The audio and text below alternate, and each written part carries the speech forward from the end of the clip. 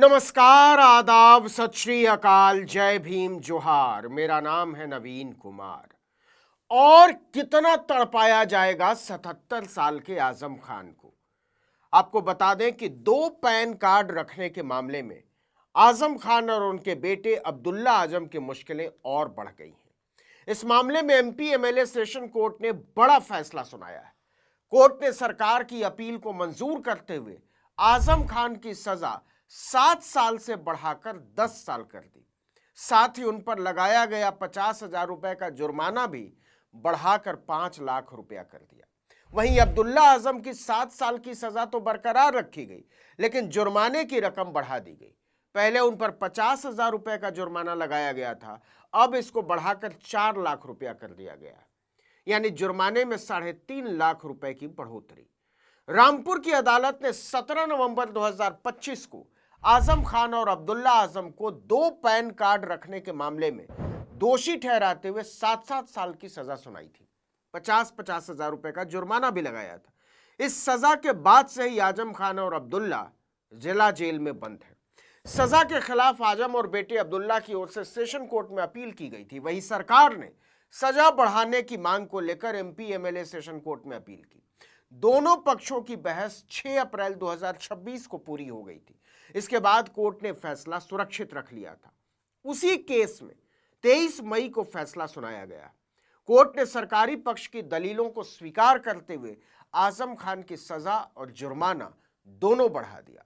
इसके पहले 6 मई को साल 2019 के लोकसभा चुनाव के दौरान रामपुर के डीएम को तनखैया बोलते हुए उनसे जूते साफ कराने का बयान देने पर दर्ज केस में अदालत ने आजम खान को 2 साल कैद की सजा सुनाई।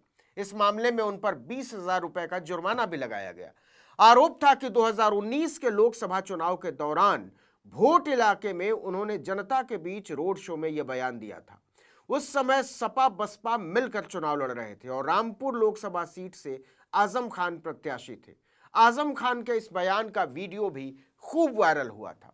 वीडियो वायरल होने के बाद चुनाव आयोग ने राज्य निर्वाचन आयोग से रिपोर्ट मांगी थी। राज्य निर्वाचन आयोग ने जिला निर्वाचन अधिकारी से रिपोर्ट मांगते हुए कार्रवाई के आदेश दिए थे। इसी आदेश के बाद चमरौआ विधानसभा क्षेत्र के एआरओ और टांडा के एसडीएम घनश्याम त्रिपाठी ने 11 मई 2019 को मुकदमा दर्ज कराया था। मामला दर्ज होने के बाद पुलिस ने कोर्ट में चार्जशीट दाखिल की थी। एमपी एमएलए मजिस्ट्रेट कोर्ट में सुनवाई पूरी होने के बाद मजिस्ट्रेट शोभित बंसल की अदालत ने इस मामले में सपा नेता आजम खान को दोषी करार दिया। इसके बाद कोर्ट ने आजम खान को 2 साल की कैद और 20,000 रुपए जुर्माना अदा करने की सजा सुनाई। सजा सुनाए जाने के दौरान आजम खान जेल से वीडियो कॉन्फ्रेंसिंग के जरिए कोर्ट की कार्यवाही से जुड़े रहे। आपको फिर से बता दें कि आजम खान और अब्दुल्ला आजम नवंबर 2025 से ही जेल में बंद हैं।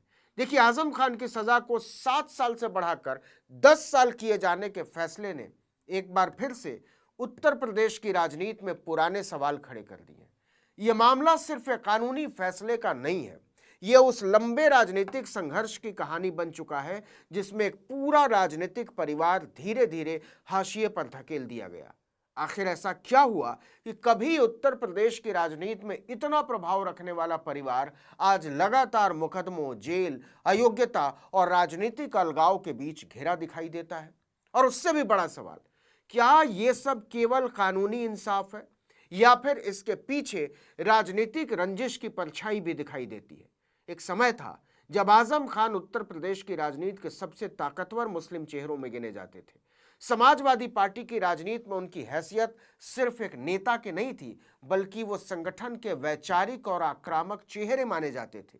मुलायम सिंह के बाद उनकी हैसियत पार्टी में सबसे बड़ी हुआ करती थी।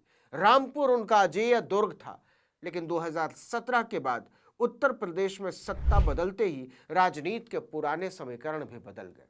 योगी आदित्यनाथ के मुख्यमंत्री बनने के बाद आजम खान पर मुकदमों की झड़ी लगा दी गई। जमीन कब्जा करने से लेकर किताब चोरी तक और भैंस चोरी से लेकर फर्जी दस्तावेज जुटाने तक कई मामलों में गिरफ्तारी हुई, लंबी जेल हुई और खुद आजम खान से लेकर बेटे तक चुनाव लड़ने के अयोग्य घोषित कर दिए गए। 2023 में रामपुर की अदालत ने आजम खान, पत्नी तंजीम फातिमा और अब्दुल्ला आजम तीनों को सजा सुनाई थी। आलोचक कहते हैं कि यह सिर्फ कानून का सामान्य इस्तेमाल नहीं था, बल्कि एक राजनीतिक संदेश था। वो याद दिलाते हैं कि आजम खान और योगी आदित्यनाथ के बीच राजनीतिक और वैचारिक टकराव कोई नया नहीं है। आपको याद होगा, एक बार योगी आदित्यनाथ जब गोरखपुर से लोकसभा के सदस्य हुआ करते थे तो भरी संसद में फूट फूट कर रो पड़े थे। उन्होंने आरोप लगाया था कि उनका एनकाउंटर किया जा सकता है। कहा जाता है कि ये आजम खान की दहशत थी। ऐसे में जब सत्ता योगी आदित्यनाथ के हाथ में आई तो टकराव केवल भाषणों और बयानों तक सीमित नहीं रहा। आजम खान के समर्थकों का आरोप है कि उन्हें उदाहरण बनाने की कोशिश की गई कि अगर आजम खान को बर्बाद किया जा सकता है तो किसी को भी किया जा सकता है। दूसरी तरफ भाजपा और उसके समर्थक कहते हैं कि यह राजनीतिक प्रतिशोध नहीं बल्कि कानून का राज है। उनका तर्क है कि अगर कोई नेता प्रभावशाली है तो इसका मतलब यह नहीं है कि उसके खिलाफ कार्रवाई ही न हो। भाजपा इस पूरी कार्रवाई को भ्रष्टाचार और सत्ता के दुरुपयोग के खिलाफ अभियान के तौर पर पेश करती है। अब बड़ा सवाल, इसका असर 2027 के उत्तर प्रदेश विधानसभा चुनाव पर क्या पड़ेगा? राजनीतिक तौर पर देखें तो भाजपा को इसका दोहरा फायदा और नुकसान दोनों हो सकता है। फायदा इसलिए कि भाजपा अपने आप को कानून व्यवस्था की हिमायती और माफिया विरोधी सरकार के रूप में पेश करती रही है। जिस तरह उसने मुख्तार अंसारी, अतीक अहमद और दूसरे मुस्लिम चेहरों पर कार्रवाई को राजनीतिक नैरेटिव बनाया, उसी तरह आजम खान के मामलों को भी वो कठोर शासन की छवि से जोड़ सकती है। भाजपा का कोर वोटर इस तरह की कार्रवाई को पसंद करता है। लेकिन नुकसान का पहलू भी कम बड़ा नहीं है। उत्तर प्रदेश की मुस्लिम आबादी पहले ही भाजपा से राजनीतिक दूरी महसूस करती है। आजम खान जैसे बड़े मुस्लिम नेता को तबाह करने को एक वर्ग प्रतिशोध की राजनीति की तरह देखता है। इससे मुस्लिम वोटों का और अधिक ध्रुवीकरण हो सकता है और उसका बंटवारा रुक सकता है समाजवादी पार्टी के पक्ष में।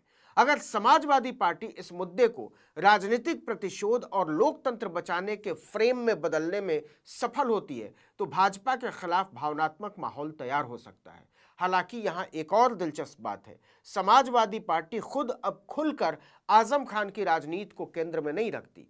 पार्टी जानती है कि भाजपा अक्सर मुस्लिम नेताओं को मुद्दा बनाकर हिंदू वोटों का ध्रुवीकरण करती है। इसलिए अखिलेश यादव की राजनीति अब अधिक नियंत्रित और संतुलित दिखाई देती है। वो खुलकर संघर्ष की जगह कानूनी लड़ाई की बात करते हैं। इसका मतलब यह है कि आजम खान का मुद्दा विपक्ष के लिए और खासकर समाजवादी पार्टी के लिए, अखिलेश यादव के लिए भावनात्मक तो है, लेकिन चुनावी रणनीति का केंद्रीय चेहरा शायद उस तरह से नहीं है। फिर भी एक सच ये है कि भारतीय राजनीति में प्रतीक बहुत मायने रखते हैं और आजम खान अब केवल एक नेता नहीं बल्कि सत्ता और प्रतिरोध के टकराव का प्रतीक बन चुके हैं। 2027 का चुनाव इस बात पर भी निर्भर करेगा कि जनता इस कहानी को किस नजर से देखती है। लेकिन इतना तो तय है कि जनता के मन में जो भी सवाल उठ रहे हैं वो लंबे समय तक खत्म नहीं होने वाले। इस वीडियो में इतना ही, लेकिन अगर आपने आर्टिकल 19 इंडिया को अब तक सब्सक्राइब नहीं किया है तो फौरन कर दीजिए, बेल आइकॉन दबाइए, घंटी जैसी आकृति, लाइक कीजिए और कमेंट करके बताइए हमारा वीडियो आपको कैसा लगा। हमारा ट्विटर हैंडल है आर्टिकल 19_इंडिया और मेरा ट्विटर हैंडल है नवीन जर्नलिस्ट। नमस्कार।